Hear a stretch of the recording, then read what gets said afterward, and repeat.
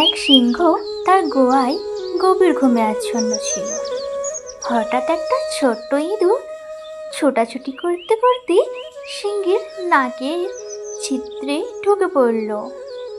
ফলে সিংহের ঘুম ভেঙে গেল।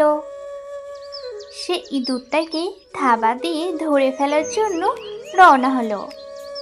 ইঁদুরটি অত্যন্ত বিনয়ের সুরে বলল, দয়া করে আমাকে মেরে ফেলবেন না, সময়ে আমিও আপনার উপকারে আসতে পারি। এই কথা শুনে সিংহটি হেসে বলল, আহা, তুই এত ছোট জীব হয়ে আমার কি উপকার করবি? ডাক।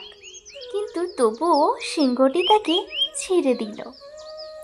এর কিছুদিন পরের ঘটনা। সিংহটি একটি দড়ির শক্ত ফাঁদে আটকে গেল। ফাঁদে পড়ে সিংহটি ভীষণ গর্জন করতে লাগলো। গর্জন শুনে ইঁদুরটি দৌড়ে সেখানে গেল। সিংহের বিপদ দেখে সে তার কানের কাছে গিয়ে তাকে গর্জন করতে নিষেধ করলো। কারণ যারা ফাঁদ পেতে রেখেছে তারা গর্জন শুনে ছুটে আসতে পারে। ইঁদুরটি এবার তার কাজ শুরু করলো। সে তার দাঁত দিয়ে ফাঁদের দড়ি কাটতে শুরু করলো। অবশেষে সে সিংহকে ফাঁদ থেকে মুক্ত করলো।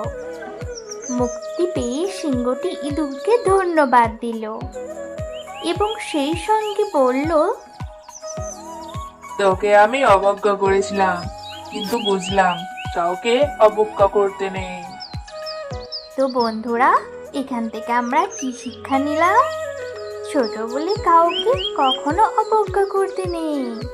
বিপদে যে কেউ কাউরের উপকারে আসতে পারে।